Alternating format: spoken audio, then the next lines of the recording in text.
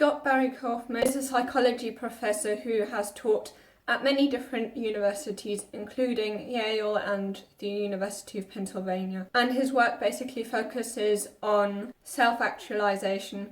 And today we're going to learn 5 things that he often teaches.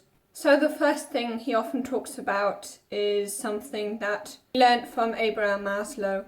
So basically that there are 2 different types of values. They're B values and D values. So D values basically stands for deficiency values.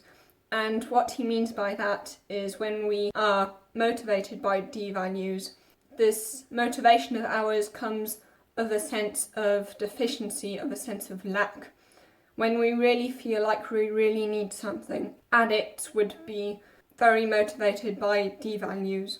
And a great example to distinguish between B values and D values is, for example, when it comes to love.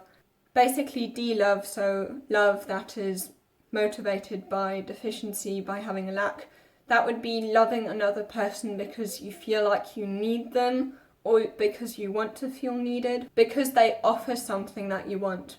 If love is motivated by D values, then it's very transactional, whereas if it's motivated by B values, then it's basically just loving the other person just for who they are, just because you love the being of them, and not because of anything that they give you. Dr. Benjamin Hardy, an organisational psychologist, talks about something that is very similar.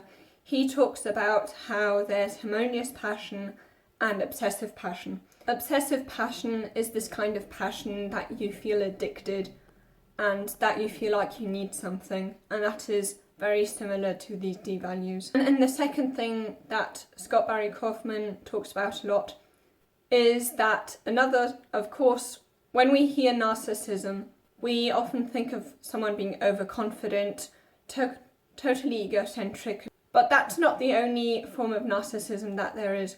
There also is a type of narcissism that is called vulnerable narcissism, and this is basically when you actually feel less important than everyone else. When your confidence is extremely low, you kind of think you're self-focused because you always think about, poor me, I've got all these problems, or so basically having a victim mentality, or poor me, look how awful I am. Because even though these 2 things seem to be opposites, both grandiose narcissism, which is the narcissism we usually think about when we think about narcissism, and vulnerable narcissism, both of these very contradictory types of narcissism actually lead to the same conclusion, that basically a grandiose narcissist thinks, I am special, I'm superior to everyone, and that's why I deserve special treatment.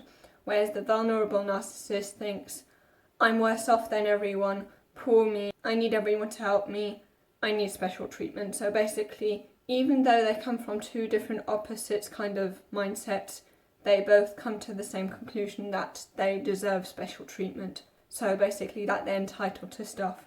And then the third thing is that making self-esteem itself the goal leads to very, very many mental health problems. Scott distinguishes between hubristic pride and authentic pride. Hubristic pride is when you're making self-esteem your goal. Hubristic pride is basically a need for power and dominance, whereas authentic pride comes from mastery, reflecting on all the actions you have taken and being proud about that. And what's really interesting is that those who score the highest on this authentic kind of pride turn out to actually be the least narcissistic, which is quite amazing because we often think that the least narcissistic people are people who feel very self-conscious. That actually very often leads to a vulnerable narcissist. And then the fourth thing he often talks about, Scott Barry Kaufmann focuses a lot on Abraham Maslow's work. For those who don't know, he's the one who came up with the pyramid. At the bottom of the pyramid, it's physical needs that need to be met. Then there are all these different layers of needs that have to be met, and at the very top there's self-actualization. So basically, most people at least think that once your biological needs are covered, you can then focus on building your self-esteem, because that's also one of the layers in the pyramid. And once all these needs are covered, then you're at the top of this pyramid and you start chasing self-actualization. Whereas, as Scott points out, Abraham Maslow himself didn't actually come up with a pyramid. His work itself actually doesn't mention a pyramid at all. It's just that people who dealt with his work kind of came up with this pyramid. The problem Barry Kaufmann sees with that is that then people interpret it as in, for example, a video game, that at the very bottom level you kind of have these biological needs that need to be covered, and only once those are completely covered can you deal with self-esteem, and then once that is covered you then can work on your need for self-actualization and so forth. And the problem with that is that it then seems like once we've worked on one thing, we don't need to work on that anymore, and then we just need to work on the next thing. But Barry Kaufmann sees it more like kind of a boat, that we always have to more or less work on certain areas of our lives a bit.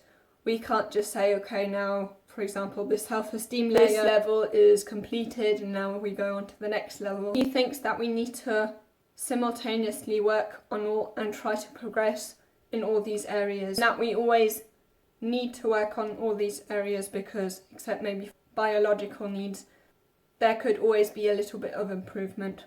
Which is why the model that Barry Kaufmann then came up with is basically a boat.